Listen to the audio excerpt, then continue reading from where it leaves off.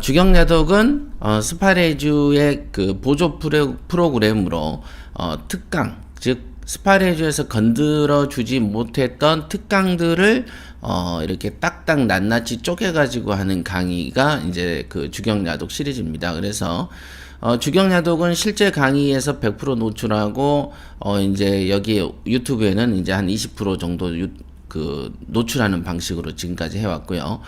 그래서 이제 주경야독은 어찌 보면은 100%의 효과를 보려면은 당연히 실강을 들으면서 궁금한 걸 물어봐서 이 강의에 대해서 이해도를 100% 늘렸을 때 여러분들에게 효과가 있는 것이지, 강의를 들으면서 마음속에 궁금한 점이 있는지 없는지도 모르고 있긴 있지만 딱히 물어보기 뭐해서 대충 지나가는 그런 정도의 공부하는 방식으로는 100% 깨닫기가 힘듭니다.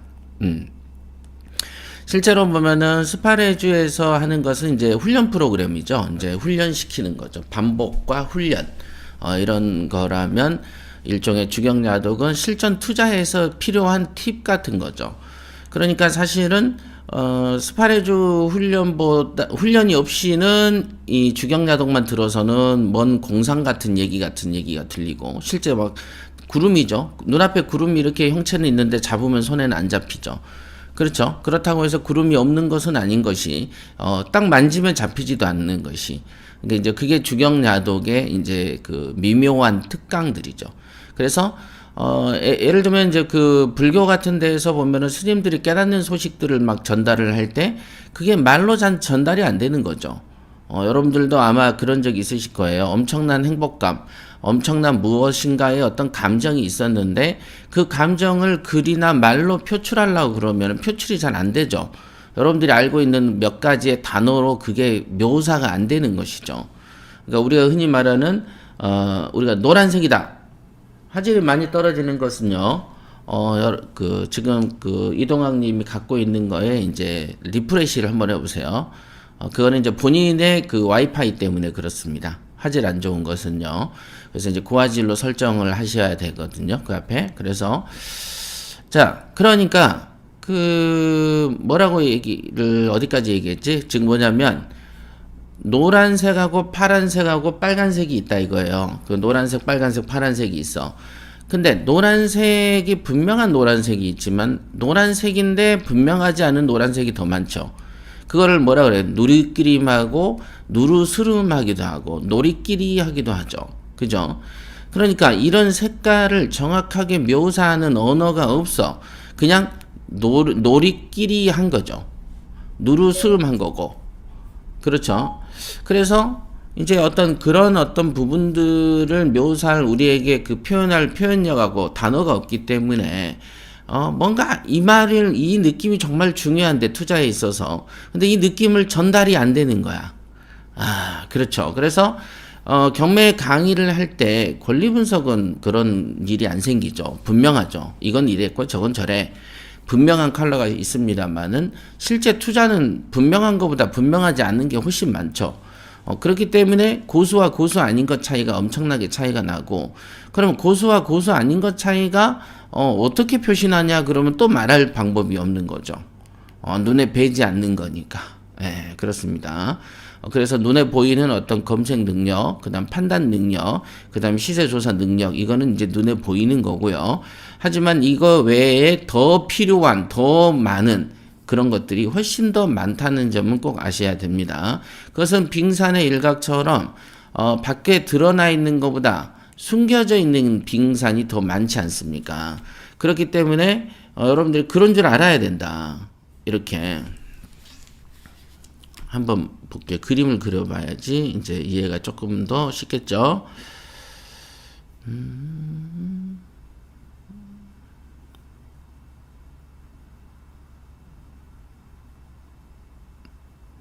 그래서 어떤 이제 뭔가 이 사고가 철학적이지 않잖아요. 사고가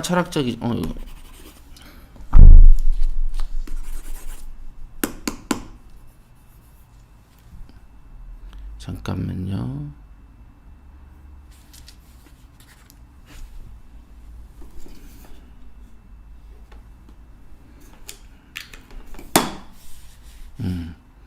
별일이네.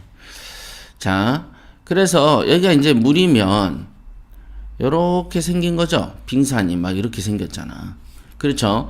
그래서 여러분들 눈에 베이는 빙산이 이거면 눈에 안 보이는 게 훨씬 많거든요. 근데 이게 경매에서 더 그래요. 경매에서는 여러분들한테 보여지는 거, 말로 표현되는 거는 이거고 말로 표현되지 않는 것들이 이렇게 더 많습니다. 그러면 이런 거를 어떤 사람이 깨달았다고 치더라도 이것을 여러분들에게 전달하는 것은 결국은 언어로 해야 되는 거기 때문에 이 언어라는 거의 화법이 좀 아름답지 못하거나 투박한 사람들은 자기가 알고 있어도 남에게 전달이 어렵습니다. 근데 경매는 이런 부분이 훨씬 더 많다는 점이죠. 중요합니다. 이런 거를 어찌 보면은 경험이라고도 표출할 수 있겠습니다만은 경험을 질서정연하게 원리와 법칙으로 만들어서 이 원리를 전달해야 되는 것이지 이 경험이란 게 중구난방으로 겪은 거를 경험이라고 표현한다는 것은 그것은 경험이 아니죠. 경험이 갖는 뉘앙스는 많은 것을 반복적으로 함으로써 그 사람에게 어떤 그 지적인 어떤 수준이 올라가는 것을 경험이라고 그러는 것이지 그냥 이리 치고 저리 치고 뭐 여기서 두들겨 맞고 저기서 두들겨 맞고 여기서 실패하고 저기서 실패하는 거를 경험이라고 표현하진 않죠. 그렇죠. 그거를 경험이 많다 이렇게 표현하는 게 아니고 실패가 많다 이렇게 표현하지 또 다른 언어가 있는 것이죠. 그러나 우리가 경험이 많다라는 것은 일종의 노련하고 숙련되고 뭔가가 더 실력이 높아지는 그 어떤 긍정적인 어떤 측면에서의 경험을 경험이라고 표현하는 것이죠. 네, 그렇죠. 자, 그러면 이렇게 애매모호한 부분들이 되게 많이 있는데 그 애매모호한 것들이 지금 굳이 표현을 하자면 이런 겁니다. 안전제일과 무모한 도전 사이라고 이제 불려지는 것인데요. 제가 이렇게 설명을 해놓고 나서도 요거를 어떻게 제목을 정하면 조금 더 괜찮을까? 만약에 내가 특강을 했다면 특강의 제목을 뭘로 해야 되는 게 옳을까? 뭐 여러 가지 생각을 하다가 굳이 특강을 한다면 하나의 단어로 망설임이라는 단어로 표현을 해야 되겠다라는 생각을 했어요. 우리가 보면은 망설이지 않다가 사고치기도 하고 망설이다가 기회를 놓치기도 하죠. 그래서 이 망설임이라는 것은 어떤 상황에서는 굉장히 좋은데 어떤 상황에서는 좋지 않거든요. 그러니까 지금 이런 거하고 같은 약간의 비슷한 뉘앙스가 아닐까 이런 생각을 해봤습니다. 그래서 안전제일과 무모한 도전 사이 이렇게 했는데 저도 이런 느낌이 어떤 건지 아련히 알거든요. 아련히. 본인이 갖고 있는 어떤 이제 투자를 하다 보면 이런 게 있어요. 제일 이제 생각나는 것부터 먼저 얘기를 해드릴게요. 하수 드릴 때 가끔 나타나는 현상과 완전 초보 단계를 벗어나서 경험이 한두 건 쌓일 때 나타나는 증세입니다, 이게. 그러니까 이거는 100% 하수일 때 등장하거나 또는 경험이 한두 건, 즉 초보라고 불리어지는 단계에서 노출되는 현상이다, 이게. 이게 뭐냐면 약간의 무모한 도전 현상이 이때 생깁니다. 그러면은 이 무모한 도전이라는 게 뭐냐면은 어떤 여기에 있는 것처럼 불나방 같은 현상들이 좀 있어요. 불나방 같은 경우는 불에 이렇게 보면은 불을 보고 이렇게 이제 덤비잖아요. 네. 자, 불나방은 나방이 불을 보고 막 덤비다가 자기의 날개를 태워버리고 죽지 않습니까? 그러면 사람들이 가만히 볼 때는 왜 쟤는 저렇게 그 불에 뛰어들어서 자기의 날개가 타서 죽을지를 모를까라고 생각을 한다. 그러나 이거는 인간들도 똑같죠. 인간들도 어떤 돈이든 어떤 욕심을 보고 지 죽을 자리인지를 모르고 가서 죽는 사람도 있습니다. 이거는 돈하고 관련 없어도 벼슬자리도 그렇죠. 그렇죠. 자기가 어떤 장관 자리를 탐 안 내면은 드러나지 않을 약점을 굳이 탐내다가 온 집안이 패가 망신하고 꽁꽁 숨겨놨던 단점들이 온 천하에 드러나 버리기도 하지 않습니까? 아, 이게 이거구나. 자, 무모한 도전을 통해서 오히려 조금 신세가 망쳐질 수가 있는 것이죠. 중요한 거가 있습니다. 그러니까 이게 우리가 흔히 말하는 계란으로 바위치기다. 뭐 예를 들면 중소기업이 대기업하고 힘싸움 하다가 잘 나가던 사업체가 망가져 버리기도 하고, 그 다음에 어떤 이제 어떤 현상들 있죠. 자기보다 힘이 센 존재한테 덤비다가 사라지는 것도 있습니다. 그렇죠? 자, 요런 것들이 되게 많이 있다. 그러면 그렇죠. 우리가 똑같이 이빨이 있는데 어떤 사람들은 이가 좀 약해. 그런데 돌을 씹어 먹을 수는 없죠. 그러니까 여러분들이 경매를 하다 보면은 처음에 경매에 대해서 완벽히 하수일 때는 우리가 뭐라 그럽니까? 하룻강아지 법무소원들 모른다 그러잖아요. 완벽히 하수일 때는 오만하고 뭔가 천지분간을 못하죠. 분간을 못한 상태에서 덤비다가 손실을 봅니다. 그러니까 가끔 그 경매 현장 같은 데 가보면은 입찰 서류를 잘못 써가지고 뭐 몇천만 원씩 날리는 사람도 있죠. 그러니까 전에도 우리 뭐 법원 가면 흔히 발견하죠. 그렇죠. 예를 들면 자기는 1억 1천을 쓴다라고 했는데 11억을 써버리는 경우도 있죠. 그렇죠. 그 다음에 뻔할 뻔짜 권리분석상 선순위 인수금이 있는데 가격이 많이 떨어지다 보니까 자기 눈에는 그게 너무 좋아 보여가지고 단독응찰로 들어갔다가 또 피보는 사람도 있고 그렇습니다. 그러니까 경매라는 곳이 공부를 정말 한 달만 하고 들어와도 안 할 실수들을 지금도 법원에서 하는 사람도 있거든요. 이제 그게 뭐냐면 하수 중 하수다 이거죠. 하수들은 오만하고 천지분간을 못하다 보니까 오히려 손실을 보기도 합니다. 그래서 이제 이거는 주식 쪽에도 있고 경매 쪽에도 있죠.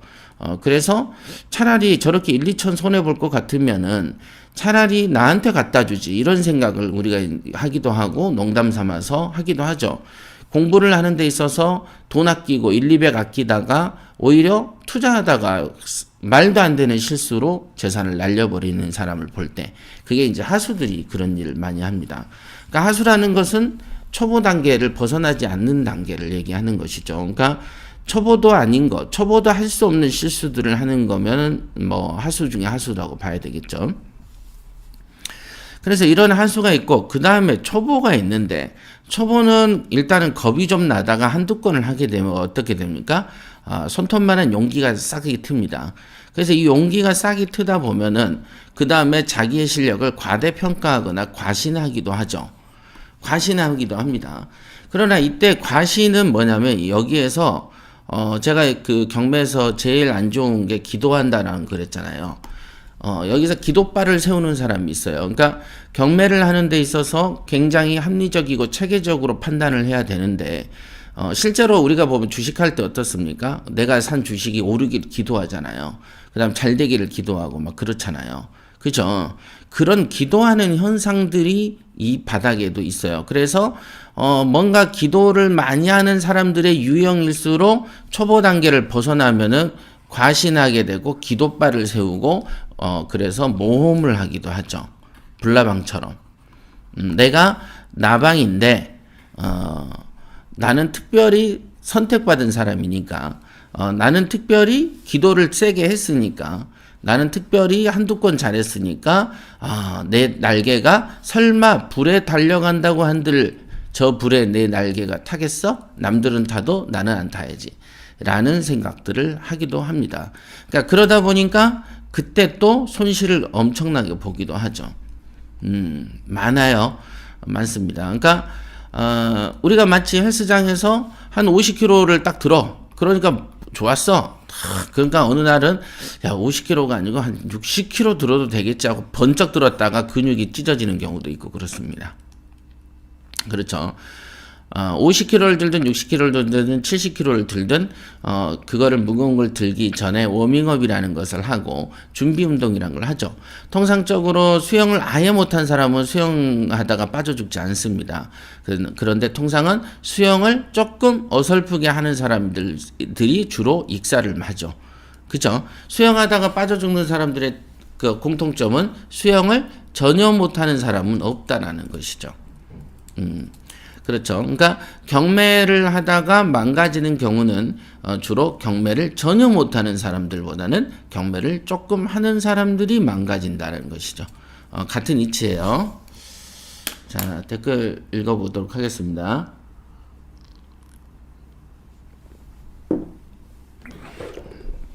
질문 있으시면 빨리빨리 하세요. 오늘은 조금 빨리 끝내겠습니다. 네, 예, 많이 오셨습니다. 네, 대환씨, 안녕하세요. 제가 제일 좋아하는 주경야독입니다. 네, 그렇습니다. 대환씨 리포트에 대한 이메일 답변 드렸어요. 혹시 안 보셨을까봐. 네, 태연씨도 오셨고요.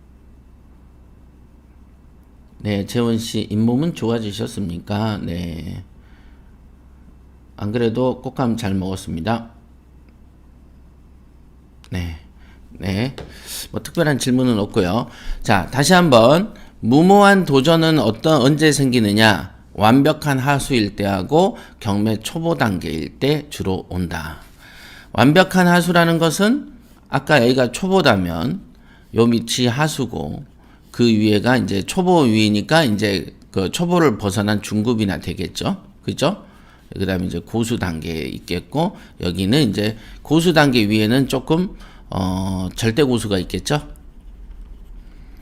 근데, 이 계통에서, 경매 계통에서는 거의 다, 99%가 한 요 계열에 속해 있다고 보시면 됩니다. 99%가. 그래서, 그런데도 왜 돈을 법니까? 왜 돈을 법니까? why? 왜 이렇게 돈을 벌죠? 다른 사업을 하게 되면, 예를 들면은, 다른 어떤 군밤 장사를 팔든 멀 장사를 팔아도 뭔가 좀 실력 있는 사람이 더 많이 벌고 뭐 이런 게 있잖아요. 근데 왜 하수와 초보 단계에서조차도 어떤 사람은 몇천 더 벌고 그렇습니까? 라는 질문에 대한 답은 그만큼 금밭이기 때문에 그렇다. 발에 치이는 게 1, 2천짜리인데 그러니까 어중이 떠중이도 손만 있으면 잡는 것이 경매 바닥인 것이죠. 그래서 실력과 무관하게 다른 지역에서의 그 다른 어떤 파트, 다른 돈 버는 파트에서는 딱 50만 원짜리 벌이밖에 안 되는 실력인데 경매 바닥에 와서 기웃기웃 하다 보면은 소 뒷발에 지잡기식으로라도 1, 2천씩도 쉽게 버는 자리가 경매기 때문에 그래서 하수와 그 초보들이 더 높은 세계를 바라보는 필요성과 눈이 없을지도 모르죠. 그렇죠. 대충 해도 대충 보니까. 물론 크게 벌진 못하고 간혹 사고도 치고, 이런 하수와 초보들은, 주로 보면은 조금 잘 나가면 금세 이제 딴 길 찾아서 가서 고속도로를 벗어난다고 얘기했었죠. 여기는 고속도로를 쉽게 벗어나거나 이탈하는 단계죠. 그죠? 이제 중수 정도 되면은 어떻게 됩니까? 중수 정도 되면은 살짝 미혹이 와도 경매를 힘을 버티는 사람. 어찌됐든 중수와 고수가 되려면 경매가 모든 일의 제1로 봐야 되겠죠. 예를 들면 바빠서 안 돼요. 이래서 안 돼요. 요거 하느라고 안 돼요. 저거 하느라고 안 돼요는 경매를 1순위로 보지 않는 사람이기 때문에 1순위로 보지 않는다라는 느낌을 받으면 벌써 초보 단계라고 보시면 됩니다. 그죠? 우리가 이제 마약 같은 경우도 해가지고 마약이 1순위로 꼽히면은 마약이 완전히 꽂혔을 때 마약이 1순위죠. 그러나 마약을, 끊기도 하고, 피기도 하고, 끊기도 하고, 피기도 하기가 자유자재가 되는 단계가 아직 마약 중독이 덜 된 단계지 않습니까?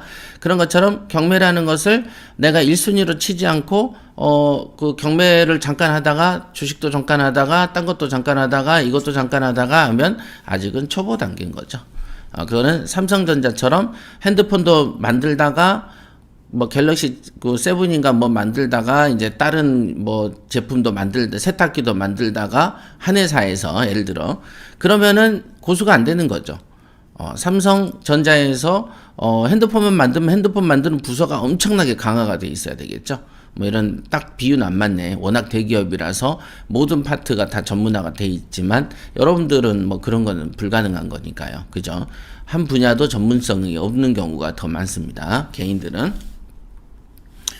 그래서 일단 무모한 도전이라는 게 언제 오냐면 저도 이럴 때가 있습니다.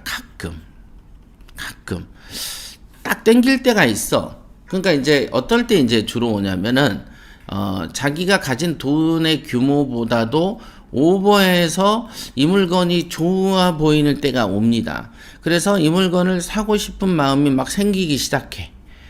그 다음에 조사를 한두 번 더 하다 보면은 거기에 애착심이 생겨요. 거기에 애착이 됩니다. 그래서 애착이 돼가지고 계속 그거에 대해서 홀리는 단계로 가죠. 그러나 우리가 이제 가끔 제가 방송에서도 말씀드렸지만은 부동산에서 잘 망하기가 힘든 이유가 뭐고, 경매가 특히나 나에게 있어서 실수를 하지 못하게 하는 이유는 뭐냐? 그거는 생각할 시간적인 여유를 되게 많이 준다라는 것이죠. 그러니까 예를 들면은, 내가, 옷이나 무엇을 사면 딱 사버리잖아요. 금방 결정해서 사버린다, 이게. 그래서 생각하고 결정하는 타임이 굉장히 짧을수록 사람은 실수가 많습니다. 그죠?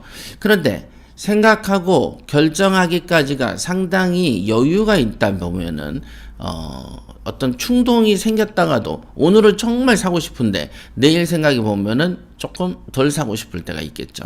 그죠? 그 다음에 오늘 얻지 못했던 정보가 내일 또 생길 수도 있는 거죠. 정보니까. 그러다 보면은 어떤 게 되냐면은 생각할 시간적 여유가 많다 보니까 이 각도, 저 각도, 이 각도 막 다 고려하게 되는 것이죠. 계속 생기니까. 왜냐면 이날 어떤 경매 물건이 꽂혔는데 시간이 요렇게 가고 이때가 입찰이야.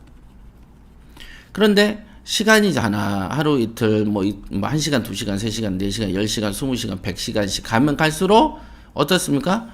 계속 들어오는 정보 수집량은 많아지죠? 그렇죠? 그 다음에 내가 여기서 혹해서 몸이 조금 데펴졌더라도 시간이 가면은 조금 차가워진다. 이게 뇌가 차가워지죠. 그러니까 우리 같은 경우가 어떤 남자가 술집에 가서 어떤 여자한테 쉽게 홀렸어. 그랬는데 술을 마시고 그날은 홀렸는데 한 2, 3일 점점 흘러가고 일주일 흘러가다 보면은 생각이라는 게 바뀝니다.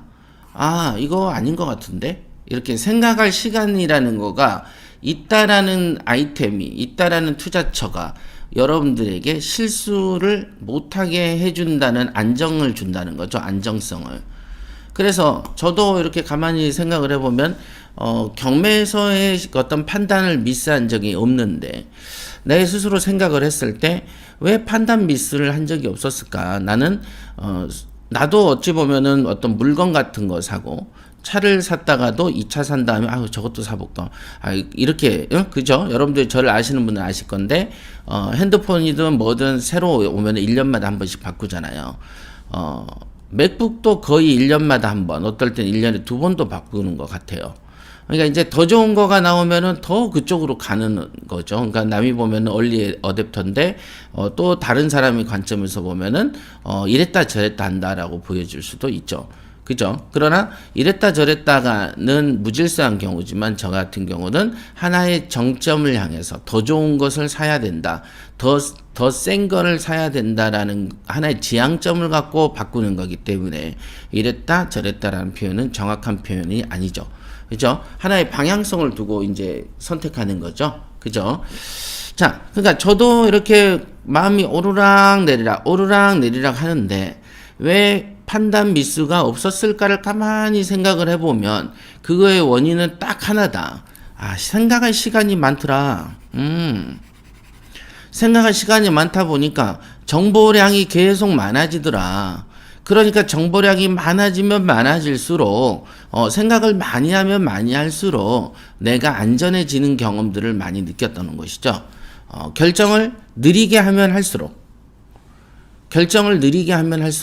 그러니까 여러분들이 그렇게 생각하잖아. 아니 스팟에서는 스피드가 생명이라면서요. 예, 스피드가 생명이죠. 빨라야 됩니다. 그러니까 결정은 빨라야 되는 것이죠. 그런데 왜 결정이 느려진다라고 말씀하십니까? 예, 빨리 움직이는 칩이 저한테 들어있다 보니까 그 결정을 느리게 한다라는 말은 여유가 있다라는 것이죠. 너무 빠르니까 여유가 있지. 그렇죠? 여러분들은 예를 들면 100m 한번 갔다가 다시 돌아오면 한 세월이지만 우리는 똑딱 한번 갔다 와서 거기서 국수까지 먹고 비빔밥까지 먹고 다시 한번 똑딱 갔다 와도 시간적 여유가 있는 것이죠. 그거는 판단하는 어떤 매뉴얼들이 합리적으로 이렇게 레일이 탁 깔려 있다 보니까 KTX 같은 거를 막 앉혀놓으면 바로 그냥 가버리는 거죠. 레일이 깔려 있으니까.